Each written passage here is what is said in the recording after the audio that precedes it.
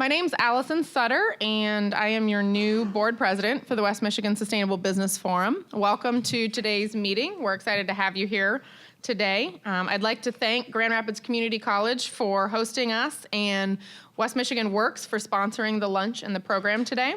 I want to take the time to introduce Dan Schoonemaker, which I don't think really needs an introduction, and most of you know, but he is our director at the forum, and he is going to give an update on the Imagine Trash campaign.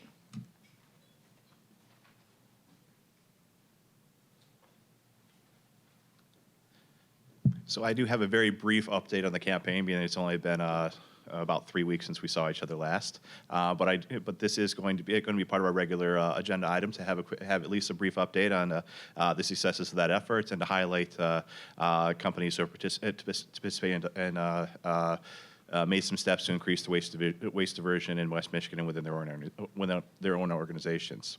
Now, in between, in the next 3 to 4 weeks, we are going to be formally announcing the commercial version of this campaign, which is in response to Kent County's Imagine Trash vision statement to reduce landfill receipts in West Michigan by 20% by 2020 and by 90% by 2030. Our response to that is going to make waste audits available performed by a Sustainable Research Group to small and medium-sized businesses for a $50 copay, and we're rolling out that program in the first or second week of August. If you have an interest interested now and would like to sign up, you can do so at imaginetrash.org and just simply select the I am a business option and click the I am interested in technical services support. In companion to this, we will also be launching a recognition program to honor companies that currently do recycle, as well as companies who are able to reach that elite status of 90% or more. Though we're not going to have a member meeting in between now and realistically October, so this will be well underway by the next time we get together in a general luncheon focus. I did want to make sure everyone was aware of that, and keep it out, and hopefully find some opportunity to participate. Again, if you do want to check out what we do have available thus far, go to imaginetrash.org.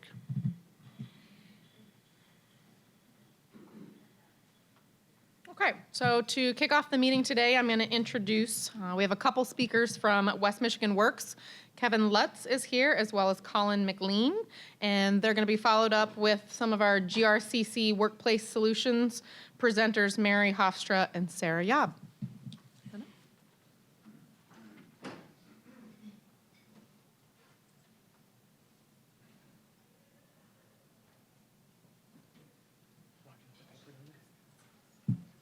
Great, thanks, Allison. And I know he said that it's going to go black and then it's going to start up after that. But my name is Kevin Lutz, and I am from West Michigan Works, and this is Colin McLean, and we're business solution reps with them. So I'm going to go over a little bit just of a brief overview of West Michigan Works, and Colin's going to talk about more of our programs. So West Michigan Works recently, we've undergone some changes. It used to be more we would talk to you about the candidates that we had, opposed to what you were looking for. So now we're taking the approach of we're all about the employers and the employer demand. So what you need is what we go towards. So if you're looking for certain types of talent need, help with grants, labor market information, or if you're also looking just for training needs to help develop someone who can be part of that. And then we also have some reimbursement opportunities and subsidies that Colin will speak of. So currently this is how Michigan's prosperity regions are set up. So being in West Michigan, we cover region 4B, those 7 counties. So if you're within there, you're able to use West Michigan Works programs. If you're in 4A, then we'd be able to get you in touch with the Michigan Works agency there, and they're going to have some similar programs, but also some different that you'd be able to take advantage of. So each region has a little bit different of how they operate. And then currently our customers, we have the employer side, which I mentioned. So that's what Colin and I work with, only employers. But then we also still have the side where they come in, they need help finding employment, they need to know what the best direction is, and then they also need help with getting training and figuring out what to do next. So that would be our employment side that works with them, and then hopefully they get into training, and then we can help them get placed with you. And then we also partner with a lot of the agencies in the area, and we do this as well. So when we go on a meeting with you, we know enough to be dangerous to be able to say, you need to meet with so-and-so. They've got some great opportunities that you could benefit from, and then they'd come in and be able to share all those with you. So it's good to know all the differences that are going on. So when we do meet, we can help out with any need that you have. And then we also look at industry cluster approach. So as we hire someone new, we look at what their specialties are, what their experience is in, and then we split them off into what the state recognized as the in-demand industries for Michigan, being manufacturing, healthcare, IT. Colin covers agribusiness for West Michigan Works, and he also helps out with energy and utilities, and then I cover construction and energy and utilities. So that's why we both like to be members of this, because we get to meet such different companies that work in different areas, and then we both have specialties in those. And then we also do sector initiatives. So I don't know if you guys have heard of Discover Manufacturing or the Construction Workforce Development Alliance or West Michigan Tech Talent. So we work with a group of employers, form those with us and other partners, and then we look to help whatever they need. So like Discover Manufacturing was already it's been in place for a while. The Right Place is a big part of that. GRCC does great things in that group as well, and then we try to help out on the workforce development side with whatever they need. So the employers start these up. They let us know what we need, and we try to help as much as we can with them, which would be great if there was like one that was focused towards energy, if there was interest in that. I know the Sustainable Business Forum does a great job of looking at the issues and coming up with great ideas. So it'd be nice if there was some sort of work group for workforce development too down the line. And then this is where I'm gonna let Colin take over, and he's gonna carry the presentation through. Thank you, guys. Thanks, Kevin. Within our business solutions team, we do quite a few different things. One of the biggest things is that we do a lot of customized work with employers. We do some certain things to help with that industry cluster development that Kevin was talking about. A few employers that are part of the forum have taken advantage of our talent tours, where we take local students and we take them around to 2 to 3 different employers throughout the county and give them an idea and a tour of different businesses to see what there is in their own backyard that they may not know of or heard of before. We do apprenticeship development. We've got currently, one of the big ones is our medical apprenticeship program, and we're working on developing more apprenticeship type training in all the different sectors throughout West Michigan. Some of you may have heard of My Career Quest. That just happened in May of this year. It was our second annual. We had about 8,400 students come through. We had 70+ employers a part of that, and it was an all-day event at the DeVos place, and it was absolutely fantastic. There is some information on our website if you do want to look more into that as well. And one other thing we do with the job seekers as well is the Career Portfolio Pathways. It's a new initiative nationwide as well, where we sit down with the job seekers and develop an entire career pathway of where they want to end up and how they're going to get there, but lay it out so they know exactly all their steps in order to get to that end goal. We also help with some basic human resources services, and that whether you be a small company or a large company just needs some more assistance. We do a lot of wage analysis for any and all positions that you may have currently open or that you're looking to develop. We do some recruitment and retention services, hiring events, our job fairs. I'm sure you've seen our job fairs around the area. We do some pre-hire assessments as well as Pure Michigan Talent Connect postings, and we can do some job searches for individuals there too. Some of our more important parts on the employer side are program and funding opportunities. In a nutshell, there's a lot of information that goes into all of these, so I'm just going to touch base on each one, and afterwards, if you'd like some more information, we've got some cards on the table, and we would surely love to meet with you one-on-one and review your needs and how they might fit with some of these programs. Our incumbent worker training, that's a training program for anybody who's been within your company for at least 6 months that you're looking to upskill and fill a skills need that you currently have. On-the-job training, that's going to be for somebody that's a new hire that needs some training within your own business to get them up to speed on being able to be self-sufficient in your company. Our Skilled Trades Training Fund, that's a statewide, very competitive grant This will be our 4th year, and that's starting up here next month. We will be holding information sessions, and that is basically was designed at the state level and state funded for filling the skills gap, those hard skills that they're having a hard time finding the people with those skills, designed to get people into short-term training, get those skills, move them up, and then backfill the positions and keep that going. We do have some other grant opportunities as well as some subsidized employment. That one's a little bit more complicated, but would definitely fit the needs of quite a few people, and we can talk about that after the event as well. Some of our hiring events, obviously job fairs. We will do hiring events as a single employer in our service centers, where you can spend all day, set up shop in one of our employer offices and just do walk-in interviews, or you can just meet with the people who are the job seekers on the service center floor and see if they might fit your needs as well. One thing we've been going on for almost 2 years now is our Veterans Networking Job Club. They meet the first and third Thursdays at our West Side complex over on 215 Straight Avenue. We usually have 2 employers come in and speak with anywhere from 10 to 25 veterans who show up that Thursday. The employers will then tell them what positions they have open, what they do, and then there's a little networking event for about 45 minutes afterwards to see if there'd be any fit there. And we also do a weekly job blast where we list all the current job openings we have that we've come in the last week or two, and it goes out to anybody who signed up, and right now we're at about 14,500 job seekers on our list. We do employer seminars. That's about once a quarter. The current one we had just finished was human resource practices. So each quarter we do something new that the employers will find interesting, and we get feedback from employers too to see what our next option will be going forward. So if you're interested in any of those, we can definitely set you up with that as well. And then employers can access any of the services and resources at any of our Michigan Works Service Centers, and we have quite a few around all 7 counties. Again, our next big initiative and big push is our Skilled Trades Training Fund. We just call it STTF for short because it's hard to say that repeatedly. It did start in the state's fiscal year of 2014, so this will be our 4th year. Again, it is demand-driven. All the needs are based upon what employers say that they need, and we go along those lines. It is supposed to be for short-term training, so anything, we usually say less than 3 months or up to 3 months.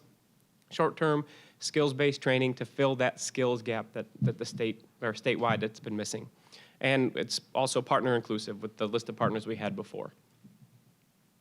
Here's just a quick snippet of what we've had for the entire state over the last 3 years. For the average award, it has gone down a little bit from year 1 to year 3, but the average training dollars per person, we're doing more training per individual. And then the big one, Region 4, as Kevin said, we're in our Region 4 of West Michigan, and for entire statewide of the $13.5 million that was awarded last year, we secured a little over $3.5 million for West Michigan. And we're aiming to do that same thing, if not more, this year. So if you are interested, please let us know, and we'll sit down with you and look at your training needs and see if we can help. And then that's our website as well.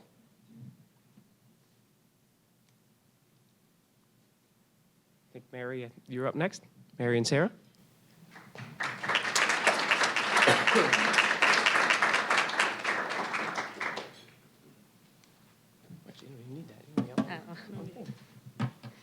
Good afternoon, and thank you for coming to GRCC today. I just want to give you a quick overview of the School of Workforce Development within GRCC. First, I want to talk about 2 grants that in the past 3 years that we've been fortunate and blessed here at GRCC to have received. And those grants really were unique because they're focused on the purchasing of new equipment for the college. So through our C-STEP, which is federal money, and our MCAM grant, which is also federal money, we were able to add things like our brewing program. We added to our HVAC lab. We added some new automobiles to our automotive technician program. We have a new CNC lab at our MTech, as well as some new equipment that you'll see here if you stay for the tour in our machine tool lab. We have some robotic welders we've added to our MTech program. And here on the 3rd floor, we've added some industrial maintenance equipment around mechatronics. So we're really excited about those. Those were great opportunities for us as a school. In addition, though, our MCAM grant also allowed us some funding to design some curriculum around some of that new technology and that new equipment, which is really unique as well. And then we were also able to hire 2 job developers, and they're here, David Lovell and John James, if you guys want to wave a hand there. Their role really is to help bridge between employers and graduating students from programs to find employment. So they're using a new platform called Handshake, which is a platform that's actually being used by several different schools in the area. It's free to employers to post jobs, to track who's looking at your job postings, who's out there. It's nice for them because they can do some target marketing. So students that have graduated from a particular program, maybe in the CNC world, and you're looking for a CNC machinist, they can actually directly push those openings to them direct. So kind of help bridge that gap. So if you have questions, if I say any more, they may shoot me because I really don't know that much about it. So they're here and they're going to answer any of those questions you have. In addition to that, through our MCAM, we were able to do some career pathways, and this is an example of one of the career pathways that we did. We wrote up 4 of them in partnership with some of our community partners like West Michigan Works and some of our employer partners, really looking at careers in production technician. We did one for machinist CNC, one in the welding area, and one in multi-skill. And just looking at the different points of employment and education and how they support one another. So within the School of Workforce Development, we really have a unit called Workforce Training. And in Workforce Training is typically known as that non-credit custom type program. So I work in the customized training world. So we custom design training for business and industry. And we work primarily with manufacturing, but we've done some work in the healthcare arena, with business services, and in IT. And we've done a little bit in construction as well. So we've kind of bridged all the different areas. We also write grants for businesses that are growing and expanding in Michigan. So those are called Michigan New Jobs Training Program grants. We hold just under $30 million for about 12 different businesses in the community here. We also have our continuing education development, professional development group, and they will do workshops anywhere from a 2-hour overview to maybe summer camps for youth, which we're in the midst of doing right now, to our Lean Champion program, which is a 9-month program. So those are all open public forum. You just sign up online. And there are some cards on your table, the blue cards, that actually have our web address if you want to see what kind of programs we're offering in there. In the workforce training group, we also have job training. And our job training program is aimed at students who maybe they're not ready to go after a degree in college, but they need to get a skill set to get employment. And we focus in 8 different areas.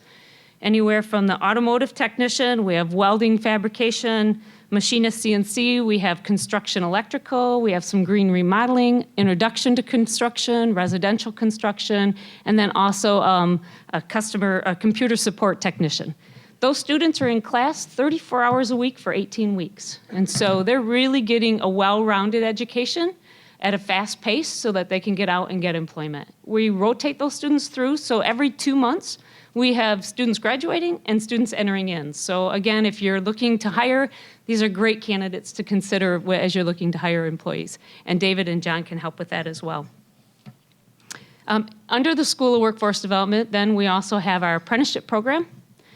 We're excited too. We received some federal money, the American Apprenticeship Initiative, where we can help employers and the student with offsetting some tuition for new apprentices in manufacturing, IT, and then we've just recently added medical assistant program as well. So, and we've partnered with Michigan Works on West Michigan Works on that program as well.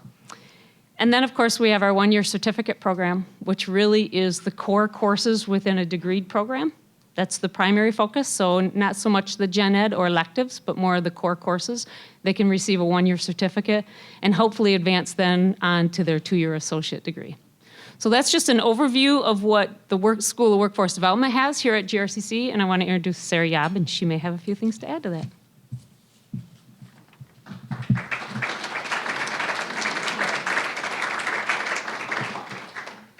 Thank you. So I am one of the instructors here in workforce training.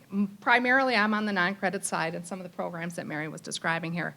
What I want to do just really briefly, she really described what we offer here, and Michigan Works really described what's available, the resources that you might not have known were available to help you to defray the cost.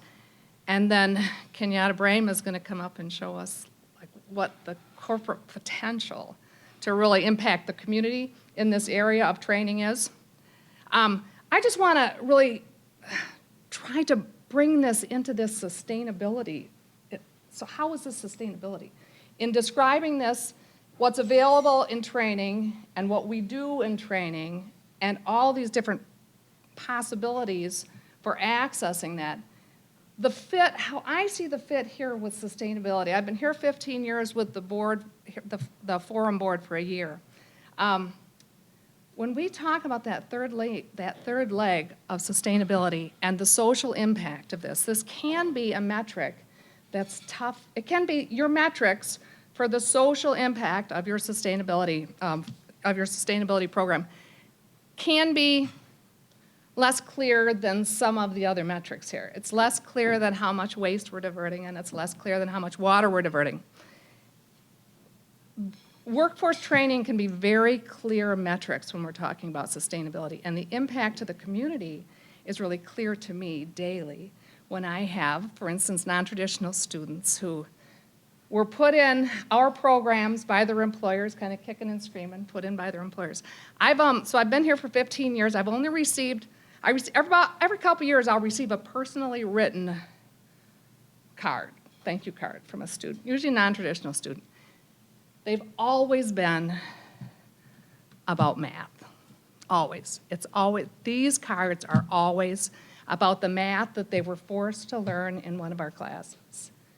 And the impact to them specifically, and why their employer wanted that, I assume, is so that they could pass a test to get another position in their facility, right? That's usually why they're here, to increase their skills, improve their skills to move to another position.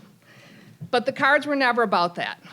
The cards were about what they got there was the ability to work within their family and to help their children or grandchildren with their math.